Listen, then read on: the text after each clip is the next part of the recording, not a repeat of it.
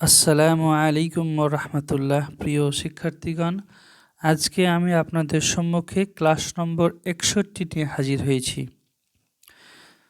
আলহামদুলিল্লাহ আলহামদুলিল্লাহ রব্বিল আলামিন। বিসমিল্লাহি আলহামদুলিল্লাহি ওয়াসসালাতু ওয়াসসালামু আলা রাসূলিল্লাহি সাল্লাল্লাহু আলাইহি ওয়াসাল্লাম। 61 নম্বর ক্লাসের শুরুতেই দেখেন কিছু প্রশ্নোত্তর নিয়ে আলোচনা করা হয়েছে। প্রথম বাক্যটা খেয়াল করেন, আল্লাহ কি তার রাসূলকে সাহায্য করেছিল? তার মানে এটা অতীতকালীন ফেল নিয়ে বাক্যটি তৈরি হয়েছে। সাহায্য করেছিল, নাসরা, নাসরত, নাসরতা, নাসরতি, নাসরত। আল্লাহ কি তার রাসূলকে সাহায্য করেছিল?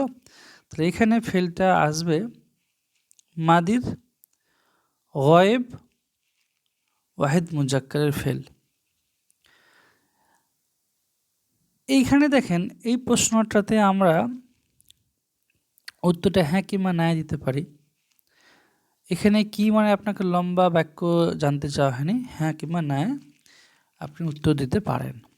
যে বাক্যগুলো হ্যাঁ কিংবা নাই আমরা উত্তর দিতে পারি তার শুরুতে আমরা কি নিয়ে আসি? হাল নিয়ে আসি। আপাতত এই কিটা যদি ভুলে যান তাহলে বাক্যটা কি দাঁড়ায়? আল্লাহ তার রাসূলকে সাহায্য করেছিল। তো এবার যদি বাক্যটা শুরু করেন, প্রথমে আমরা ফেল নিয়ে আসি, তাহলে প্রথমে হয়ে গেল নাসরা, তাই না? কে সাহায্য করেছিল? ফাইল কে, কর্তাকে? আল্লাহ। তো নাসারা আল্লাহু। আচ্ছা, কাকে সাহায্য করেছিল?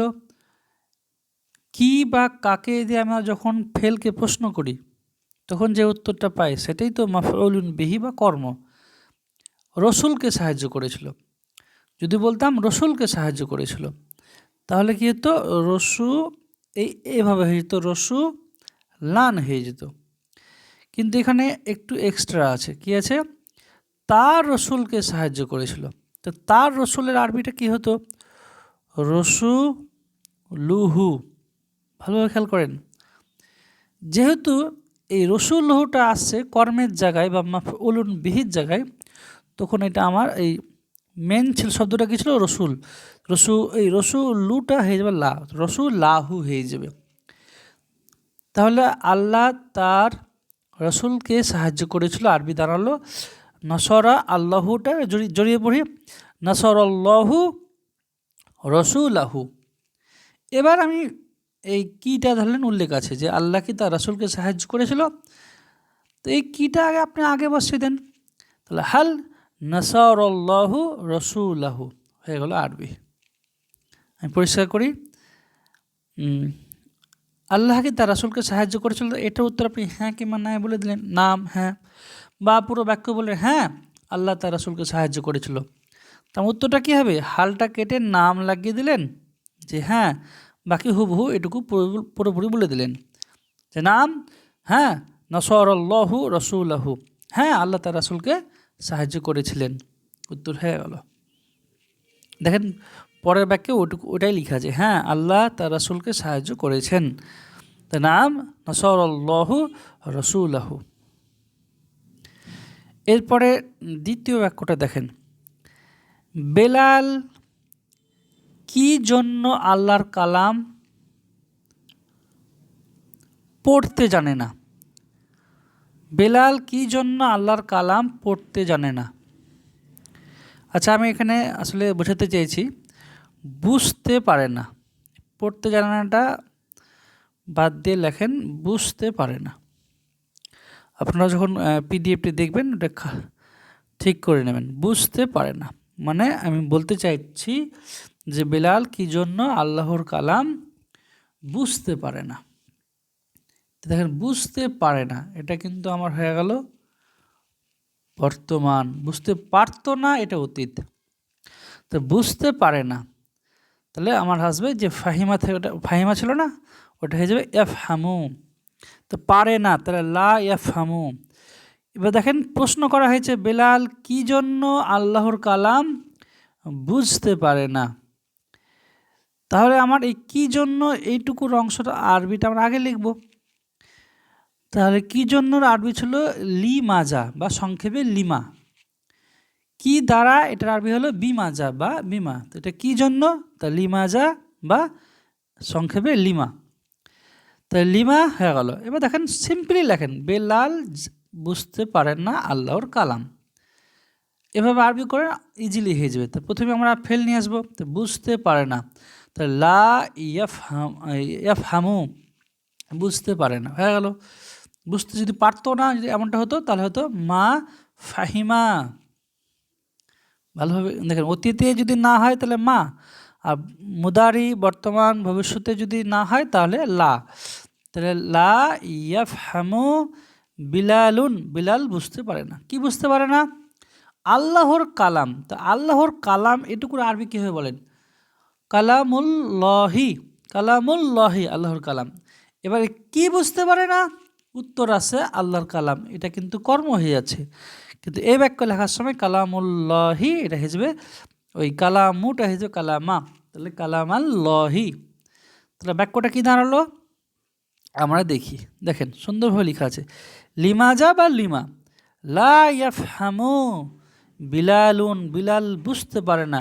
প্রথমে আছে লিমা, মানে কি জন্য, কি জন্য বিলাল বুঝতে পারে না কালামাল্লাহি আল্লাহর কালাম। এবার নিচে উত্তর দেওয়া আছে যে কেননা সে আরবি ভাষা জানে না। জানে না বর্তমান, তার বর্তমানে পারছে না। তার জানার আরবি কী ছিল? ইয়া রিফু। তাহলে জানে না, লা ইয়া রিফু। তাহলে কে জানে না? সে জানে না। তাহলে লা ইয়া রিফু মানেই তো সে জানে না। কি জানে না? আরবি ভাষা। তাহলে লুগাতুল আরাবিয়া তা এটা ছিল, ওটা ছিল, ওটা হিসেবে লুগাতাল আরাবিয়া। আর প্রথমে যে কেননা সে, এটা তো আপনাদের মুখস্থ। লিয়ান্না হু, যেহেতু বিলালের কথা বলা হয়েছে, মেয়ে ছেলের কথা বলা হলো লিয়ান্না হা। তো লিয়ান্না হা লা ইয়ারিফুল লুগাতাল আরাবিয়া, কেননা সে আরবি ভাষা জানে না। দেখেন লিখে রেখেছি লিয়ান্না হু লা ইয়ারিফুল লুগাতাল আরাবিয়া, কেননা সে আরবি ভাষা জানে না। এবার আমরা নিচের অনুচ্ছেদটি পড়ব এবং অর্থ করব। দেখেন বিষয় তো খুব সহজ, যারা অত্যাধিক মেধাসম্পন্ন তাদেরকে এই ক্লাসগুলো দরকারই নেই, কারণ তারা নিজেরাই ছকে ছকে বসিয়ে উত্তর করে নিতে পারবে। কিন্তু সেটা না, পড়াশোনা শুধু মেধা দিয়ে চলে না, পড়াশোনা চলে অনুশীলন দিয়ে। অনেকে আছে অনেক মেধা কিন্তু পড়াশোনা কম করে, চর্চা কম করে। দেখা গেল ওর চেয়ে অনেক কম মেধাসম্পন্ন ছেলে বা মেয়ে অতিরিক্ত পরিশ্রম করে তার থেকে অনেক দূরে এগিয়ে গেছে। তো পড়াশোনার ক্ষেত্রে মেধা একটা প্লাস পয়েন্ট, কিন্তু মেন যেটা পয়েন্ট সেটা হলো নিয়মিত চর্চা, অনুশীলন। হ্যাঁ, এটা করতে হবে, নাহলে কিন্তু পড়াশোনা মাথা থেকে আউট হয়ে যাবে।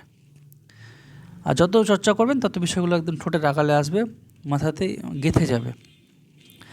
আচ্ছা, এবার দেখেন একটা আরবি অনুচ্ছেদ দেওয়া আছে, আমরা জাস্ট আরবি অনুচ্ছেদটি ধরে ধরে পড়ব এবং কোথায় কিভাবে কোনটা উচ্চারণ হচ্ছে সেটা বুঝবো আমরা।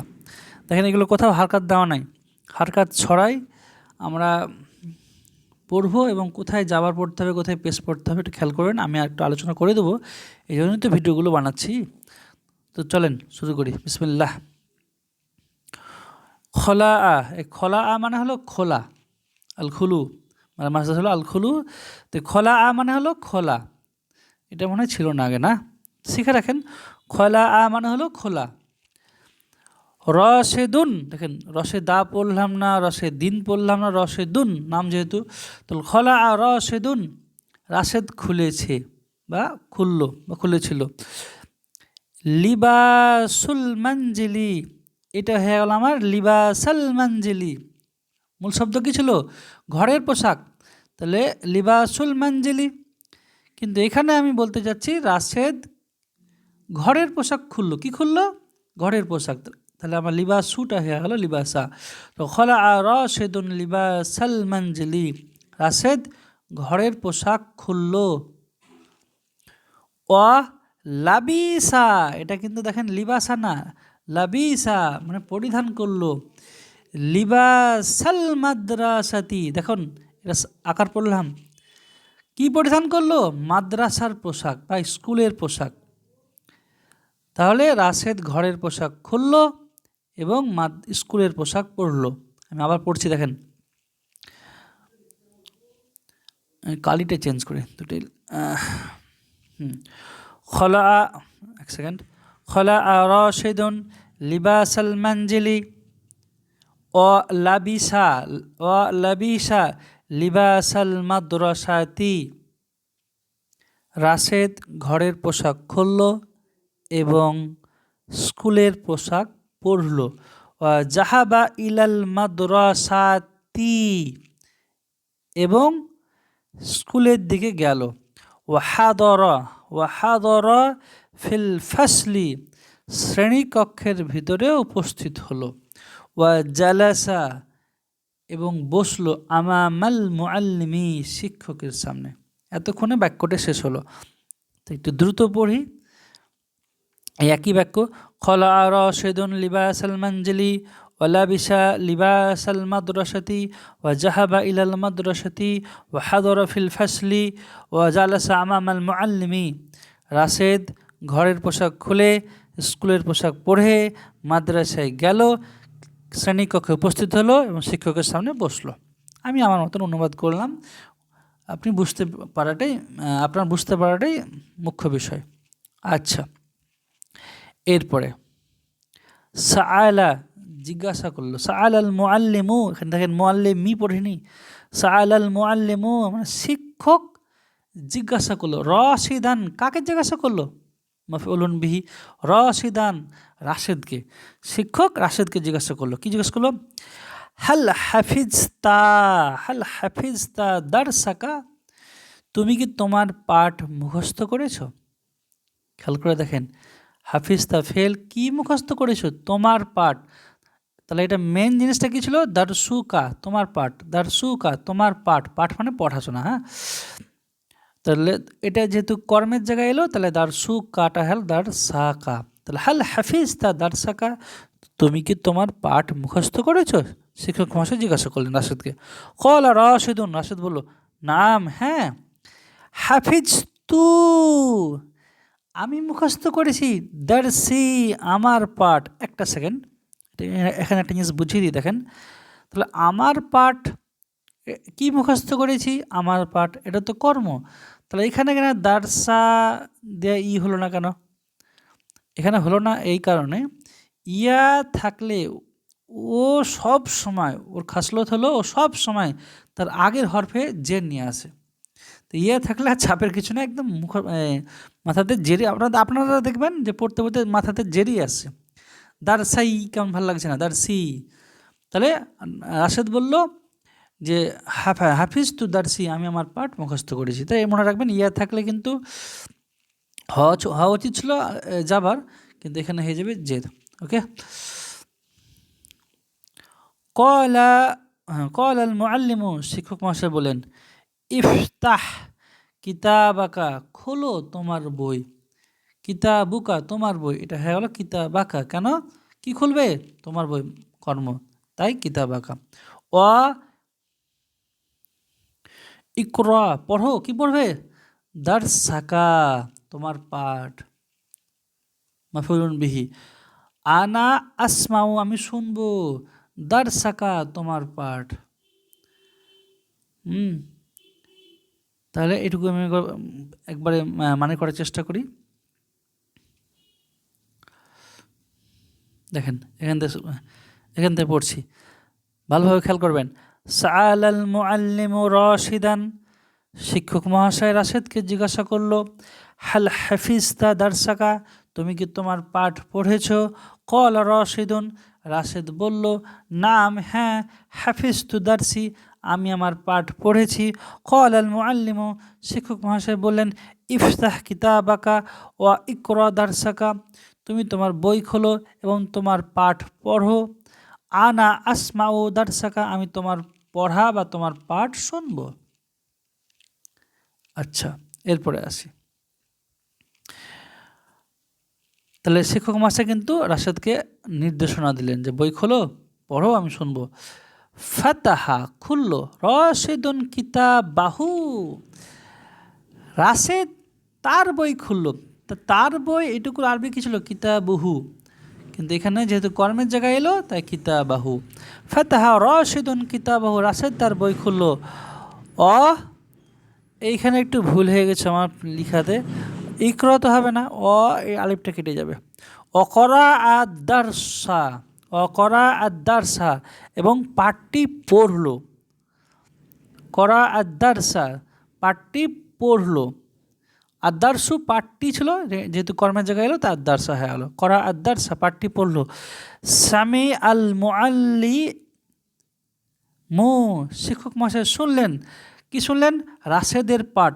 দারসু রাশেদিন, রাশেদের পাঠ। এখানে যদি কর্মের জায়গায় এলো তাই দারসা রাশেদিন, রাশেদের পাঠ। সামি আল মুআল্লিমু দারসা রাশেদিন, শিক্ষক মহাশয় রাশেদের পাঠ শুনলো। অকলা, এবং বলল। কদ, অবশ্যই। হাফিজতা দারসাকা জাইয়িদান, অবশ্যই তুমি তোমার পাঠ ভালোভাবে মুখস্থ করেছো। কদ, কদ মানে হলো জোর দিয়ে, হ্যাঁ, অবশ্যই, কখনো কখনো এইমাত্র বোঝায়। তো কদ হাফিজতা দারসাকা জাইয়িদান, তুমি তোমার পাঠ ভালোভাবে মুখস্থ করেছো। আনতা তাহফাজু দারসাকা, এক সেকেন্ড এই জায়গাটা একটু মিটিয়ে দিই।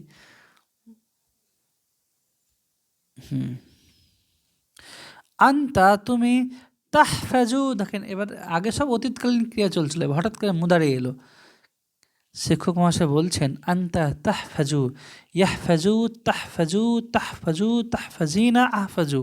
তো আনতা তাহফাজু, অবশ্যই তুমি, সরি শিক্ষক বলছেন আনতা তাহফাজু, তুমি মুখস্থ করো, বর্তমান, দারসাকা, তোমার পাঠ, জাইয়িদান, কুল্লা ইয়ামিন, প্রতিদিন ভালোভাবে তুমি তোমার পাঠ মুখস্থ করো। এখানে একটা আলি ছুটেছে জাইয়িদান মানে, তাহলে আনতা তাহফাজু দারসাকা জাইয়িদান কুল্লা ইয়ামিন, তুমি তোমার পাঠ প্রতিদিন ভালোভাবে মুখস্থ করো। আনতা তালিবুন মুস্তাহিদুন, তুমি একজন পরিশ্রমী ছাত্র।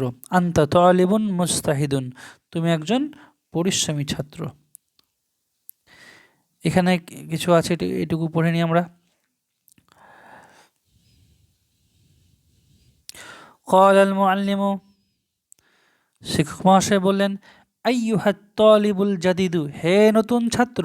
আইয়ুহাত তালিবুল জাদিদু, হে নতুন ছাত্র। ইমসাহ, মুছো। কি মুছবে? এক সেকেন্ড।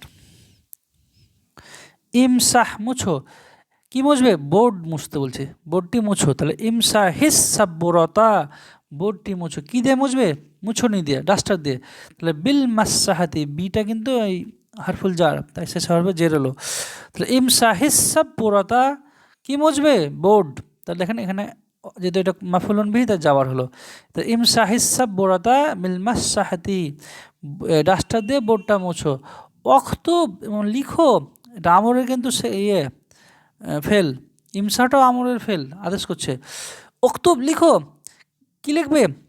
বোর্ডের উপর লিখতে বলছে। তাহলে এটা কিন্তু কর্ম না, এটা হলো ওই যে অতিরিক্ত অংশ, যে বোর্ডের উপর লিখো। তাহলে আলাসাব্বরতি, এটা দেখেন জের হবে, ভালোভাবে খেয়াল করবেন কোথায় জের হচ্ছে, কোথায় যাওয়ার হচ্ছে, কেন হচ্ছে।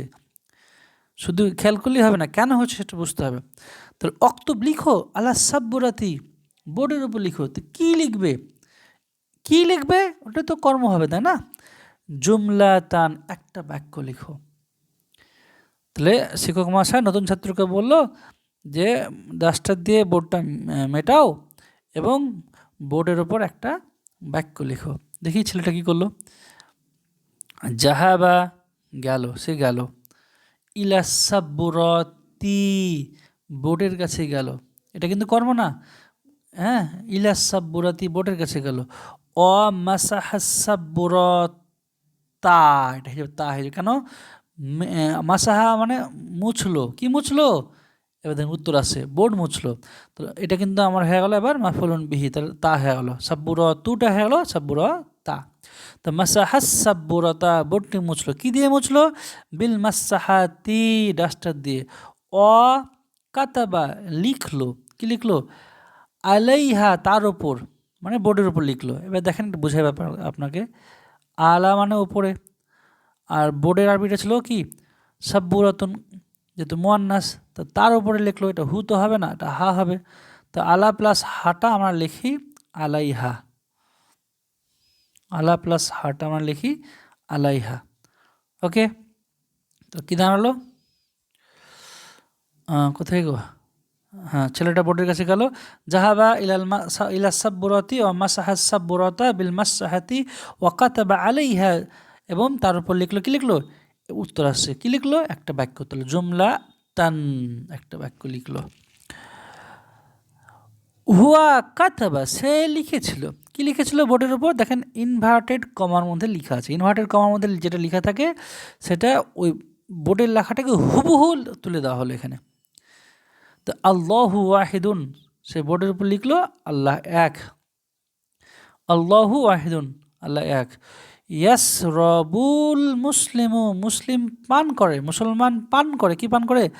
মা আ জামজামা, মা উ হলো না কিন্তু, মা আ জামজামা, কেন? এটা মাফুলুন বিহি, মুসলমান বা মুসলিম জমজমের পানি পান করে। ফিল হাজ্জি ওয়াল উমরাতি, হজ এবং উমরায়, হজ এবং উমরায় মুসলিম জমজমের পানি পান করে। এখানে একটা জিনিস আপনাদেরকে একটু বুঝিয়ে দিতে ভিডিওটি শেষ করছি। অলরেডি 21 মিনিটের ভিডিও হয়ে গেছে, কিছু করার নাই, বসাতে তো হবেই। এক সেকেন্ড। এবার দেখেন এইখানে আমি আল হাজ্জি আল উমরাতির জায়গায় আমি ব্র্যাকেট করে রেখেছি পিঙ্ক কালার দিয়ে, তাই না? এই যে ব্র্যাকেট বা বক্স করে রেখেছি। এখানে একটা জিনিস আপনাদের শেখাবার জন্য বক্সটা করেছি, সেটা হলো এই, যখন দেখবেন যে এই একই জিনিস বা একই ধরনের কাজ দুটোর মধ্যেই হচ্ছে, আমি বললাম আমি